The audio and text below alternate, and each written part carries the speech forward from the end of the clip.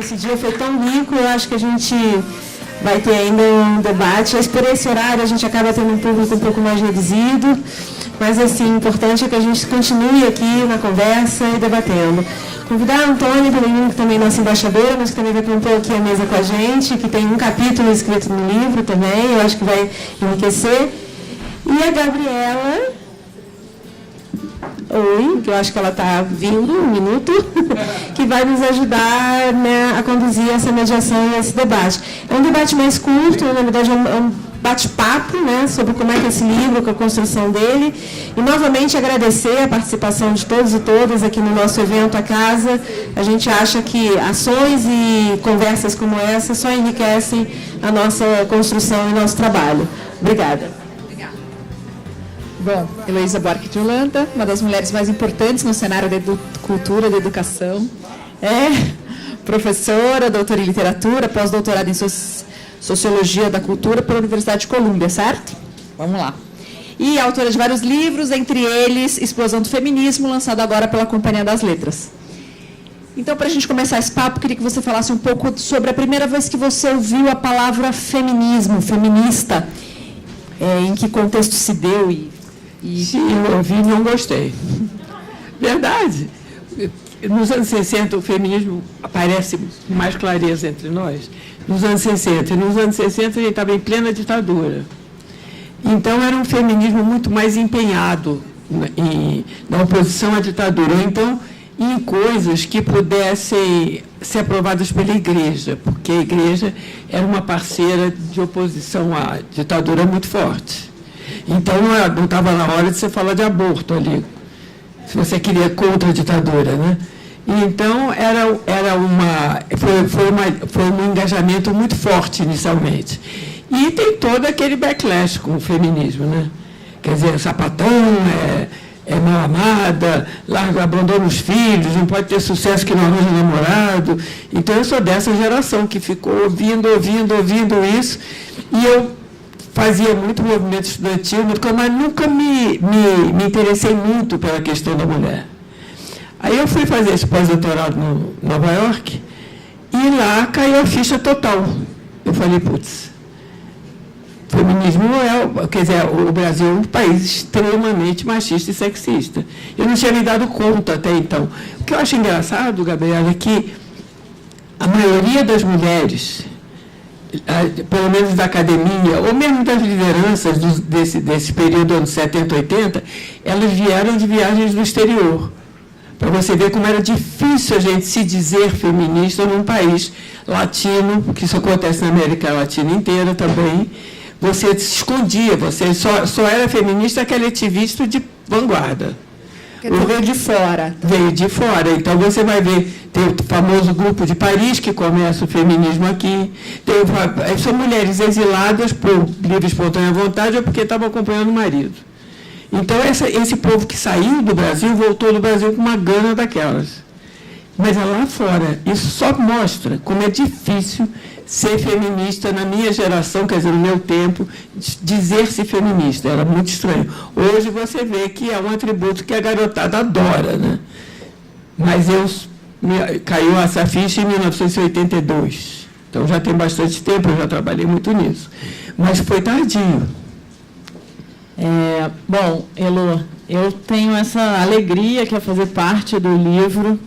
E queria, enfim, por isso que estamos aqui também nessa conversa, queria pedir para você contar um pouco sobre o livro, porque você escolheu, né, você pediu o texto para um monte de mulheres e você entrevistava, e a gente ia almoçar na casa da Elô, aí a gente começava a falar, aí ela daqui a pouco ligava um celular e ia gravando tudo. Enfim, foi um processo que demorou uns 2 anos que você ficou fazendo o livro. Eu queria que você contasse um pouco. Olha, foi uma coisa muito bonita. Eu estou com quase 80 anos, 79. E foi uma experiência incrível, porque eu conversei com as minhas netas. Não foi com as minhas filhas, foi com as minhas netas. E a gente lembra que ser avó é completamente diferente do que ser mãe. Você fica babando.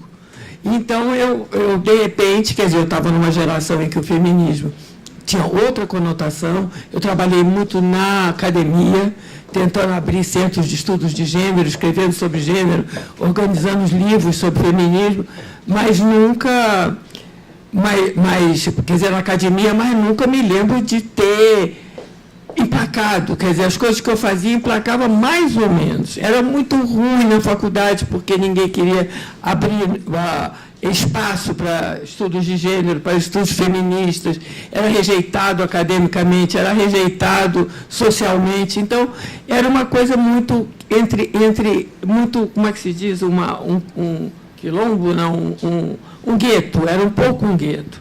As mulheres desse tempo, elas foram muito felizes institucionalmente. Você conseguiu fazer Ministério da Mulher, Delegacia da Mulher, todas as secretarias de coisa da mulher, a Constituinte teve uma vasta participação de feministas, conseguiu, parece que 90% das demandas foram atendidas pela Constituição, e então isso mostra que elas trabalhavam muito a nível institucional, que é um nível importantíssimo, como a gente acabou de ver nessa mesa. Quer dizer, lei é lei. E elas avançaram muito nisso. Agora, do ponto de vista público, de comunicar, das pessoas saberem o que é feminismo, não tinha. Realmente não tinha. Então, de repente, eu me vi, eu que estou acostumada a falar para 10 mulheres, de repente eu vi na rua milhares de meninas, nas escolas, meninas de 12, 13 anos, nas ocupações das escolas, todas feministas e todas muito diferentes de mim. Aí eu tentei identificar o que era aquilo que estava acontecendo. Em primeiro lugar, é uma diferença grande geracional, porque, como a gente pôde ver em 2013, a forma de fazer política mudou. A ideia do intermediário, do partido, ela foi colapsada por uma ideia de demanda direta de direitos. A questão ideológica também teve uma viradinha para uma questão ética. Então, as demandas mudaram de cor, mudaram um pouquinho de formato, e eram coisas que eram movidas pela internet. Para mim, essa a grande bomba que explodiu com o feminismo, que foi a internet. A nossa amiga aqui de vermelho, ela foi uma dessas incendiárias. Quer dizer, agora que são elas, quer dizer, esses blogs, essas hashtags, foram uma linguagem muito nova, que é uma linguagem que vem da publicidade, quer dizer, ela é eficaz. A publicidade, inicialmente, quer dizer, a primeira hashtag inventada foi na área da publicidade, porque você deslancha uma campanha, ela tem curto prazo, mas ela tem um impacto gigantesco. Então, a proliferação de hashtags foi muito grande, de repente, né? Logo depois de 2013. As organizações horizontais, sem protagonismo, sem liderança, eu também não conhecia. No meu tempo, você caminhava atrás de uma pessoa que era líder. E você disputava, às vezes, a liderança, mas, enfim, você tinha configurado em qualquer movimento social o líder. O líder e a cúpula daquilo. Hoje, quer dizer, nessas meninas eu não vi mais isso. As meninas eram uma coisa profundamente horizontal. Você não sabe, quer dizer, eu estou dizendo que o blog, agora que são elas, é da Antônia, mas você pode não saber e conhecer o blog. Quer dizer, ela não alardeia isso, ela não se autoriza a partir disso. Então, é uma linguagem muito diferente, muito nova. Eu fiquei muito fascinada e achei que não dava para eu ser porta-voz, que a ideia de porta-voz acabou, micou. E eu achava que eu não podia ser porta-voz com essa idade de uma coisa novinha, que estava cheia de novidades, cheia de libido, sem parar. Era uma coisa muito ressonante para mim. E eu falei, o que eu vou fazer com esse livro? Como é que eu quero muito fazer? Porque eu acompanhei desde o comecinho todas as hashtags, tudo, porque eu estava muito interessada nessa coisa explosiva. Agora, eu falei, como é que eu vou fazer esse livro? Eu vou fazer esse livro falando o que eu estou vendo? Não vai dar certo. Não vai dar certo, porque não é assim que elas falam. Ninguém fala por ninguém nessa coisa. A gente fala em primeira pessoa e isso vai ecoando numa cadeia que torna-se coletivo em menos de 3 segundos. Então, é uma coisa, é um novo eu, é uma nova subjetivação, é uma nova tecnologia, lógica tecnológica que a gente viveu nesse começo dessa explosão. Aí eu resolvi fazer um livro articulado dessa forma. Não podia ser um livro com eu, autora, falando sobre elas. Então, eu primeiro queria fazer um livro, cada um escrevia um pedaço.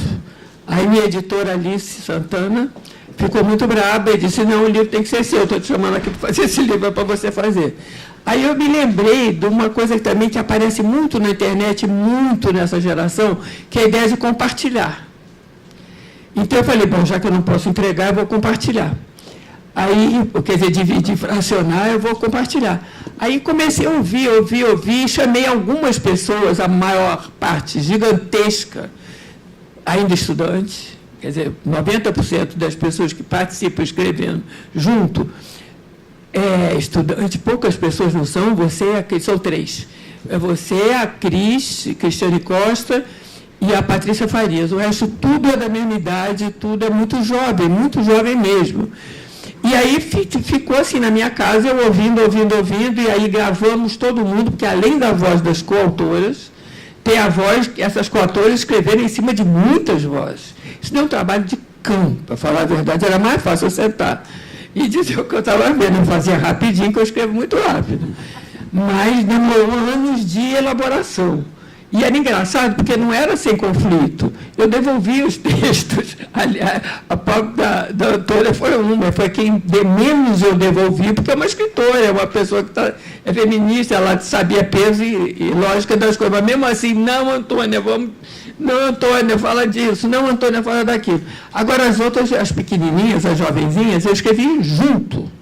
Então, era na minha casa. Elas faziam um rascunhão, eu preenchia com minha coisa e a gente fez o final junto. Isso é muito chato, é muito pesado. Eu ficava assim, por que eu me meti nessa? Mas, ao mesmo tempo, o que eu aprendi, que eu não teria aprendido, o que eu ouvi principalmente de energia, não de palavras. O que eu senti daquilo foi uma coisa inacreditável. Eu adotei todas, são todas minhas netas, dediquei um livro a elas. E aqui tem tanto nome que vocês vão ver, se abrir aqui, vocês vão ver. Todo mundo deu palpite nesse livro. Cadê? Abre aqui para mim, Antônio. Tem uma nuvem aqui. Aí todas essas pessoas participaram do livro. E não são capítulos, não são partes. Quer dizer, o não da minha editora até que deu certo. Deu muito trabalho, mas deu certo. Porque seriam capítulos para uma, para outra, mas não. Agora, tem uma parte do livro que não foi feita assim, que é uma parte do livro que toca num problema muito delicado, que é o problema do lugar de fala.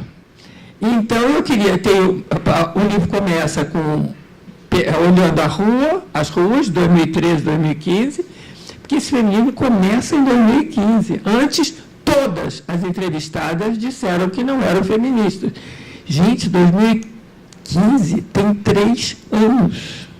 É muito perto, é um movimento enorme, importantíssimo, impactante, 3 aninhos. E o que esse termo diz para você hoje? Qual? Feminismo, feminista, que você não gostou quando ouviu pela primeira vez? Eu acho que mudou muito. Eu acho que ser feminista hoje é uma luta já conquistada, porque é muito diferente. Por exemplo, vamos falar de aborto. Não, fala de violência, que era o tema da última mesa, violência.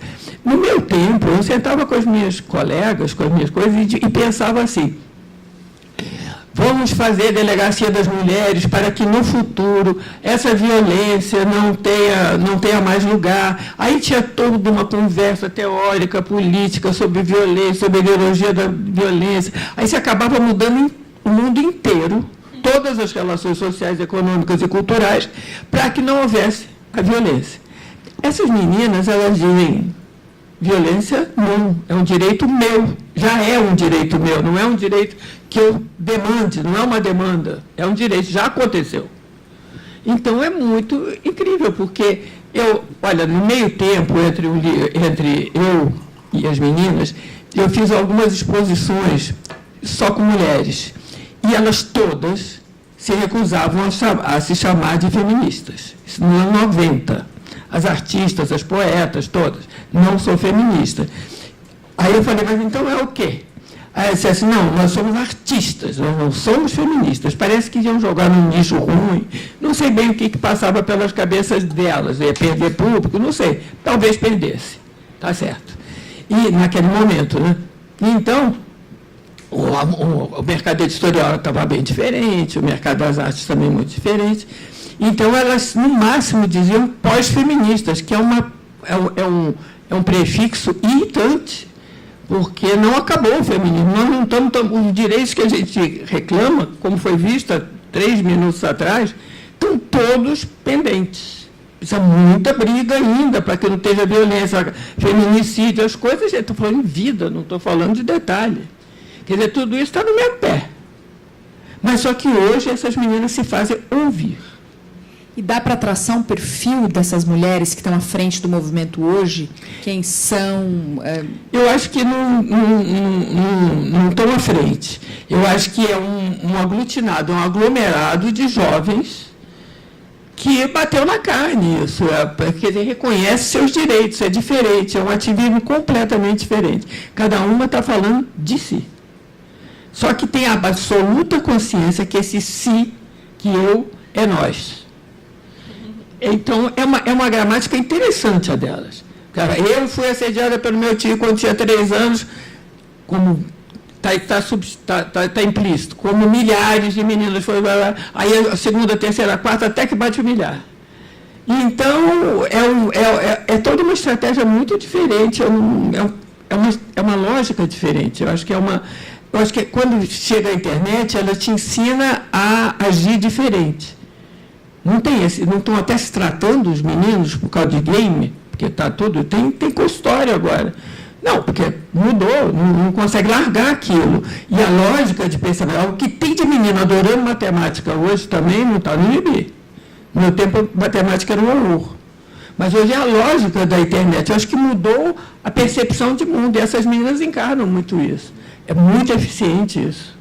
Agora, quando você reflete sobre essas mudanças no feminismo ao longo desses anos, quais são os pontos que podem ser considerados de concordância entre os movimentos e os diferentes momentos históricos e as principais discordâncias? Eu acho que discordância não tem nenhuma. Inclusive, as demandas também não têm diferença nenhuma. Eu não vejo nenhuma demanda nova, você vê, Antônio? São do tempo das sufragistas. Ninguém mudou, ninguém conseguiu ainda, e não vai conseguir agora com elas também, não. Melhorou muito. Claro que melhorou. Mas a gente está mexendo numa estrutura muito sólida. Essa estrutura patriarcal, ela rege nossa economia, nossa família, nossa sociedade. Você mexer um pouquinho, dá pânico que vai derrubar tudo e há um backlash, como se chama, né? Vai 2 passos para trás. Nós estamos em train de dar 5 passos para trás, né? Queria falar disso. Pois é, fala. Te perguntar um pouco, a gente falou mais cedo, assim, a gente está debatendo há horas um pouco sobre a questão de comunicação e tem algumas palavras que elas estão muito... Elas quase que interditam o debate na rede, sobretudo, né? Feminismo, gênero, mulher, agora já é, sei lá, o que a gente vai ser. Mas eu acho que tem uma graça disso, e inclusive achei super ousado chamar a explosão feminista, achei maravilhoso. Mas tem uma graça disso para quem quer falar para fora da bolha, marcando bem esse território.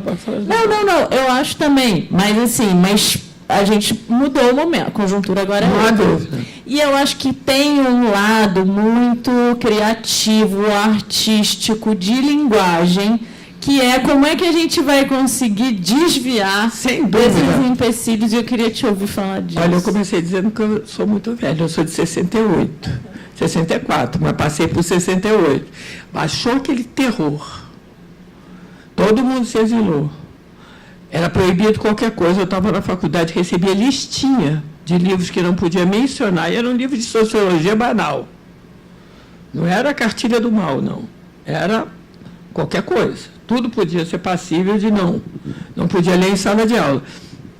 Agora, deu 3 anos, eu fiz minha tese de doutorado sobre isso. Deu 3 anos e começou uma cultura marginal fortíssima, que tinha outra ginga, outro jeito, outro modo de se esconder, ou de não enfrentar diretamente, sim indiretamente, que pegou fogo, que foi poesia marginal, teatro alternativo. Isso aí era muito eloquente naquele momento.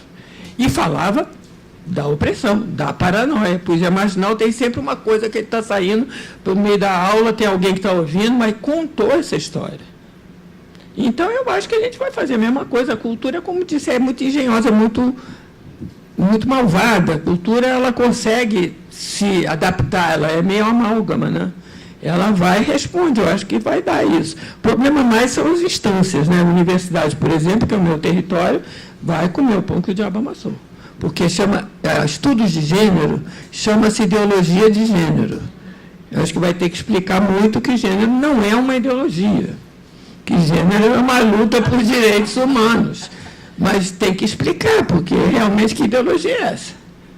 Mas aí foi marcado como ideologia de gênero, ou seja, uma coisa para acabar com a família brasileira e com o Brasil em geral, né? Porque mexe na sociedade inteira. Agora, você falou da cultura nas periferias, né, da cidade grande. Como é que isso acabou influenciando o novo livro e fez parte desse trabalho? Cultura das periferias? Cultura na periferia das cidades grandes, que você acabou de mencionar, esses movimentos que foram crescendo. Não, esses não foram de periferia, não, foram bem de Ipanema, classe média, alta. Esses marginais? Não, eu estou falando de classe média alta. Aqui também tinha muito em São Paulo, que era diferente, não era poesia, era outras coisas. Trabalho na Universidade das Quebradas. Ah, sim, mas isso é agora. Vamos lá. Sim, isso é agora. Recente, sim. Esse trabalho é agora, quer dizer, nas periferias isso está incrível. Porque as mulheres, elas são mais mortas, matam mais mulheres na periferia. Porque a violência é mais solta. A violência é uma linguagem ali, né? Agora, por outro lado, as mulheres também, elas são provedoras. Porque se você for ver a estatística, a quantidade de provedora mulher que tem nas favelas e nas periferias é gigantesca. E quem tem dinheiro tem empáfia, né? Então, eu acho que as mulheres da periferia também, elas têm uma sexualidade, elas têm uma coisa para mostrar, elas chegam chegando. Eu sei que na Universidade das Quebradas já estou diante. Eu chamo as pessoas para assistirem, na Universidade das Quebradas eu dou a gente da filosofia, sociologia, antropologia para para as artistas, as artistas e produtores culturais da periferia, mas já são mais velhinhos, já são artistas, não é garotada. E se você entrar naquela sala, você cai para trás, parece um desfile da Vogue. Porque as mulheres são deslumbrantes, as roupas são deslumbrantes. Os homens não, os homens estão tudo de boné assim, de lado. É verdade, mas as mulheres entram que todo mundo para, porque elas chegam chegando. É interessante a diferença. Para a gente é mais difícil. Sabe, eu vejo essas meninas usarem muito o corpo como plataforma. Mas eu tenho a impressão que na periferia esse corpo como plataforma é mais antigo. Porque uma vez eu fiz uma pesquisa de moda na periferia, antes dessa coisa do feminismo, e a moda na periferia era engraçado, porque era tudo lurex muito grudado. Aí as madames começaram a ficar com inveja daquela roupa e começaram a comprar nas favelas. Aí elas diziam as gargalhadas, as vendedoras, né? Eu tenho bunda para isso, pronto. Quá, quá, quá, quá, quá. Quer dizer, então é uma coisa já de algum tempo, quer dizer, já sempre o corpo foi um instrumento de poder da mulher, eu acho, na periferia. Não para todas, evidentemente, mas para muitas. E quando não é isso, é aquela mãe poderosa. Aquela mãe que manda na família, que o filho, sabe, estaria aqui reconhecendo, eu sou tudo devido à minha mãe. Então, ela tem um aspecto bem matriarcal, a mãe da periferia. Quer falar? Quero que você me conte, porque o livro acabou de ser lançado, né? Hoje tem o lançamento em São Paulo, no Taperá, né? O lançamento no Rio foi dia 29 e dia 10 a gente vai fazer um debate. Terei a alegria de estar com ela de novo, porque você sabe que você está perdida. Você é minha ídola, você sabe, né? Eu tenho duas ídolas. Comigo? Não, claro. Quando você me chamou, foi a minha oportunidade de virar sua amiga. Porque você e Gloria Steinem, minhas ídolas maiores. Mas, enfim. Tá bom, hein? Tem um negócio.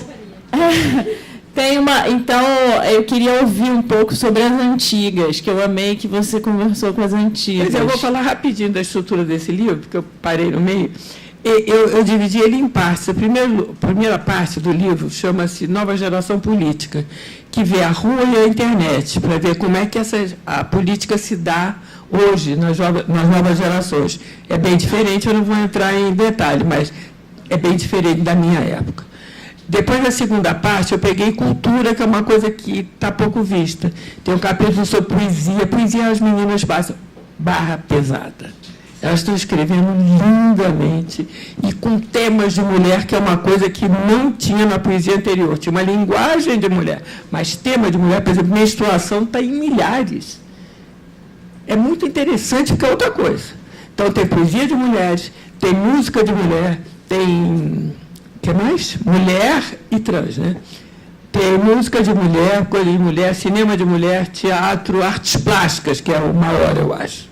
Então, eu peguei primeiro um capítulo para cada área cultural, para mostrar que em 3 anos estavam totalmente dominadas essas áreas. Depois tem outro capítulo que foi problemático, que é o do lugar de fala, que é o feminismo da diferença. Então, eu resolvi não escrever com ninguém. Eu dei o lugar de fala. Quer dizer, primeiro eu escrevo o meu lugar de fala.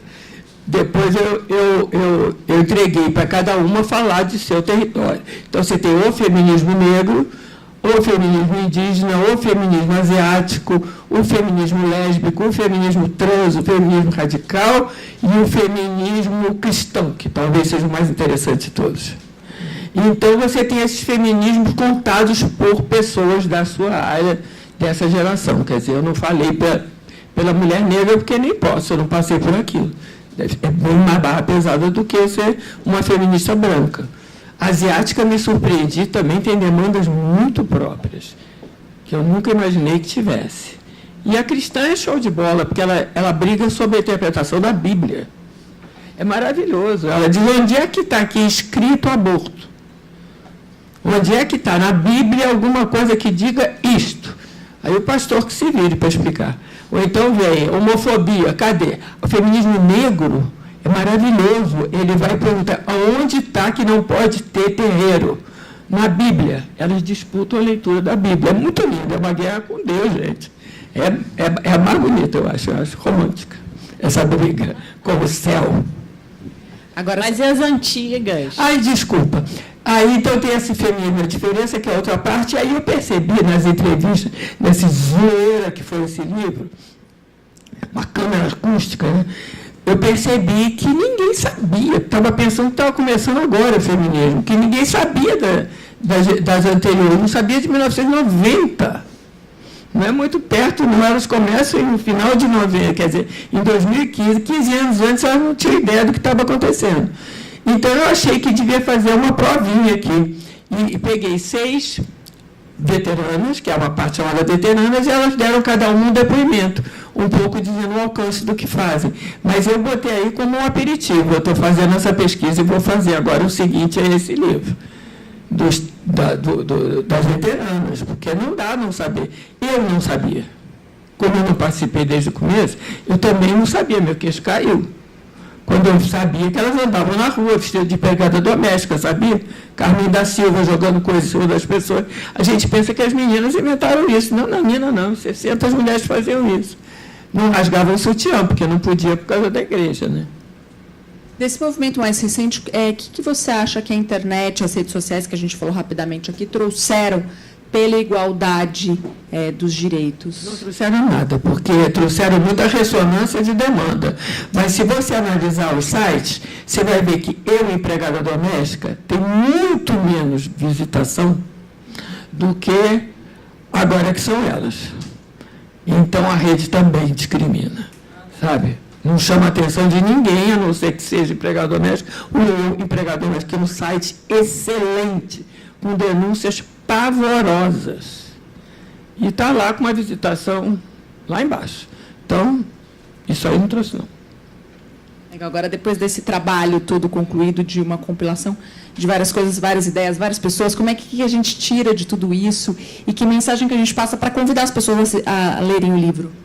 Sabendo o que está rolando, porque a gente não sabe, eu não sabia. E aí vai saber, porque todo mundo está falando alto, como as meninas falam, né? Alto. Aí daí, não é não, meu corpo, minhas regras. Elas saem escrevendo no próprio corpo, né? Tem que olhar. E para você, como foi participar desse processo de tudo isso? Olha, assim, eu tenho né, como ela falou, eu fiz um texto, a gente teve algumas reuniões, mas para mim foi muito... Tá, o meu é sobre política. A Elô, né, ela é uma figura, enfim, todo mundo conhece, respeita, admira, quer perto e tal.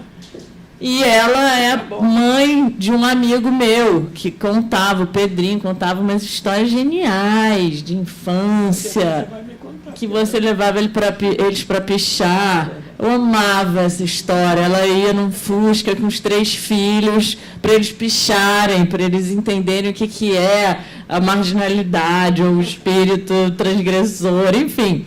Então, eu sempre fui muito fascinada.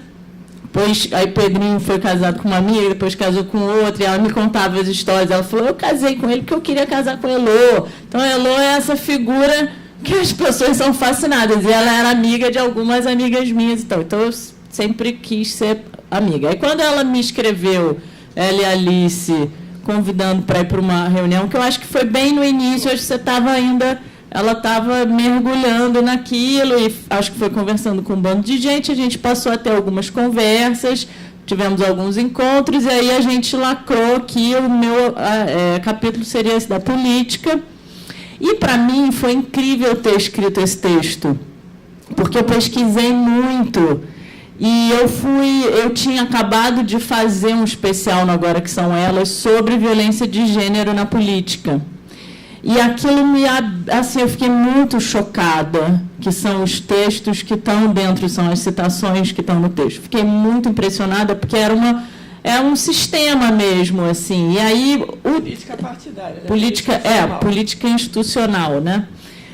E aí foi, então, uma oportunidade de me aprofundar. A gente quando fez esse especial, a gente teve texto da Marina Silva, texto da Vanessa Graziotin, da Thalíria Peroni, Marina Elô, um monte de mulheres de gerações diferentes, contando suas experiências, e todas as experiências eram marcadas pela violência de gênero na política, que é um assunto que a gente depois discutiu muito.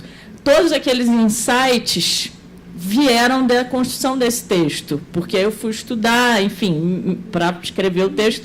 Depois a gente editou, aí eu amava, fui na casa de Elô, aí cheguei morrendo de fome, Elô, ai, come, que é casa de vó, senta e come. Aí, enfim. Então, tudo muito gostoso, assim. Mas, enfim, eu não participei dessa etapa com a meninada, com as garotas. Essa parte eu fiquei na parte, acho, mais intermediária, de fazer um texto e depois a gente editar juntas e pronto. Posso bagunçar um pouquinho, fazendo uma pergunta? Claro. A Maria Camargo falou da convivência com os filhos dentro desse tema do feminismo. Obrigada. A Antônia citou agora o seu filho, né? Como é que os homens da sua família, filhos, netos... Todos machistas. Sobrinhos, como é que... As noras reclamam muito. Dizem que eles não fazem nada, não ajudam em nada. Aí eu peço desculpa, porque realmente eu nunca dei uma boneca para nenhum. Então, qual é a percepção que você tem deles? Que difícil. E difícil lidar com isso também, né? Não, é difícil pensar o filho, né? Porque ele é meio... A gente não é isento, né? Eu acho o máximo todo. Estou tentando pensar como, objetivamente, eu acho que é impossível para mim, a essa altura da minha vida. São lindos, maravilhosos, machistas. E como a Viviana falou, né? Que também não esperava ter um filho ali completamente conservador. Não adianta. Então, assim, acho que fica mais difícil ainda para Os você meus lidar têm com uma 50 e cultura. muitos anos, hein?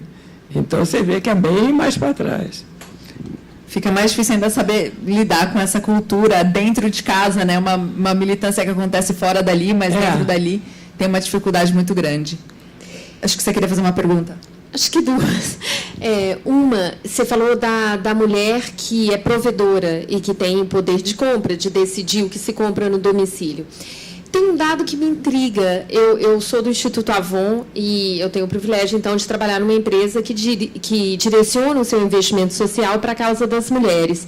Mas só 4% do investimento social no Brasil vai para a causa das mulheres, num país em que as mulheres têm a voz predominante na decisão de compra de 70% dos domicílios. Isso me intriga. A gente não conseguiu ainda, me parece, transformar esse poder de compra em demanda de investimento social direcionado à causa das mulheres. O que você acha? Por que você acha?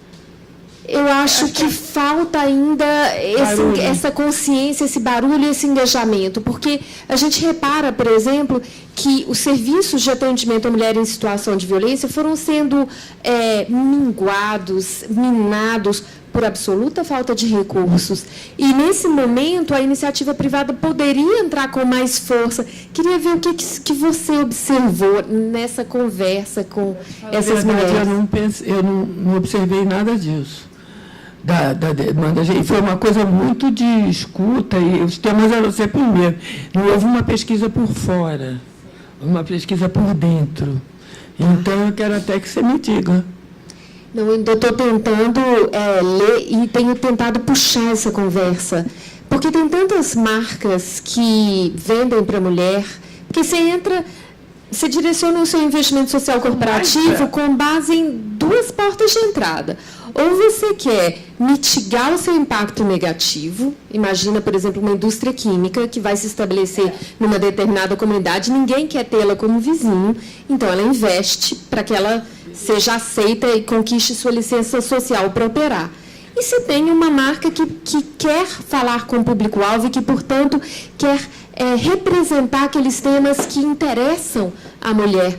E acho que não existe eu vejo poucas marcas investindo. Isso me intriga. Mesmo acho que fazem coisas para a mulher, né? Exatamente. E mais de 80% do investimento social no Brasil vai para a educação. E aí a gente vê um tema que você trouxe na mesa anterior, que é a questão do homem, né? E falou-se muito da educação. E qual é o papel do homem para educar a próxima geração, para não reproduzir o machismo e a violência contra a mulher? E o que a gente observa nas pesquisas do próprio Instituto Avon é que eles falam assim: a contribuição mais importante que o homem pode dar para uma sociedade menos machista e livre de violência para a mulher é educar a próxima geração. E aí você pergunta, mas e o seu papel como homem? Só 17% acha que o papel dele é mudar as próprias atitudes. A gente pula uma geração, a gente terceiriza. E acaba não se responsabilizando, né? Exatamente, porque o exemplo também educa, né? Aliás, o exemplo educa muito. É porque mexer nessa estrutura, eu tenho uma clareza sobre isso. Se mexer nessa estrutura, você derruba muito mais coisa do que homens e mulheres. Um sistema econômico, um sistema... É muito profundo isso. Tem um livro chamado Caliban e a Bruxa, que mostra desde a Idade Média a vinculação de sistemas econômicos com a opressão da mulher. Assim, clara e matematicamente. É muito impressionante. Aí que você sente que, eu não estou falando só de... Eu estou falando do todo, é mexer no tudo. Mexeu com uma, mexeu com tudo. E o essa luta que é contra o patriarcado anterior ao capitalismo, né? É o negócio mais velho que tudo, e perdura, né? Não é à toa que eles dizem que a gente quer acabar com a família. No limite é isso mesmo, é com essa família horrorosa, né? Não, e a família é propriedade, é dinheiro. E a outra pergunta, desculpa, é como você falou com vários tipos de feminismo e várias linguagens do feminismo, você comentou aqui, eu queria saber se você acha que existe abertura e tolerância dentro do próprio feminismo, abertura a essa heterogeneidade e tolerância entre nós, para entender que talvez a gente não precise concordar em tudo, para concordar em algumas coisas e evoluir. Acho que ainda não. Acho que nós estamos num momento estratégico muito recente, que cada uma está defendendo o seu território. Eu acho que com o tempo isso relaxa, mas no momento eu estou respeitando, porque é por isso que eu dei cada capítulo para uma, eu não ousei falar, irmã. Porque realmente eu sou feminista há 50 anos. Eu nunca me lembro de ter encaminhado a causa da mulher negra. Então eu também não tenho que... Ela tem que calar minha boca. Eu não me lembro de ter feito isso. nos fóruns, na coisa. E a mulher negra, não me lembrei. Então, era uma coisa muito universal e muito pesada mesmo, muito opressora para as outras. Não dava chance. As experiências de uma mulher negra e a minha são muito diferentes. O privilégio que eu tenho, seja ele qual for, de qualquer mulher branca tem, é muito estapafúrdio. Porque a mulher negra tem um tratamento específico e é duplamente vitimizada por ser negra e por ser mulher. É uma barra pesada. E no livro, eu não vou falar de cada um agora, porque leva tempo, mas no livro você vê cada um que sofre. As asiáticas, por exemplo, fazem um estereótipo de fetichizam elas. E elas não estão suportando isso. Que já não é o caso da mulher negra. Então, eu não sei, nunca fui fetichizada, nunca ninguém achou nada disso de mim. Como é que eu vou falar? Primeiro, eu tenho que ouvir, tenho que aprender e abrir espaço. Mas eu acho que sem diálogo não há política. Então, a gente está num momento de suspensão, de dar a voz, estratégico, de emergência, digamos. A palavra é emergência. Então, agora é urgente que todas falem. Depois falamos conjuntamente. Eu acho que é isso que vai acontecer. Mas, no momento, eu não consigo interpelar, dizer, pela minha própria experiência de branca, branquíssima, que nunca pensei, nem sabia que tinha mulher asiática. Para mim, era aquela linda ali, que veio do Japão, entendeu? A questão da mulher asiática não passou pela cabeça. Mulher indígena quer defender terra e virar pajé. É isso que ela quer. E é uma lógica completamente diferente, não é a relação dela com os homens. Só quando urbaniza. Então, cada uma é muito diferente. E a gente aqui de Bacana, há muitos anos, falando feminismo é, feminismo é, feminismo é. É o quê? Sei lá. Eu acho que é assim mesmo. Quero saber se alguém tem mais alguma pergunta aqui hoje. Que a gente está com um horário que eu sei que a gente precisa encerrar. Queria te agradecer a sua presença. Obrigado. E falar do lançamento hoje. Fala do lançamento. Tapera. Galeria Metrópolis, em 9 É isso aí. Vai ter outra mesa, né? Obrigada, pessoal.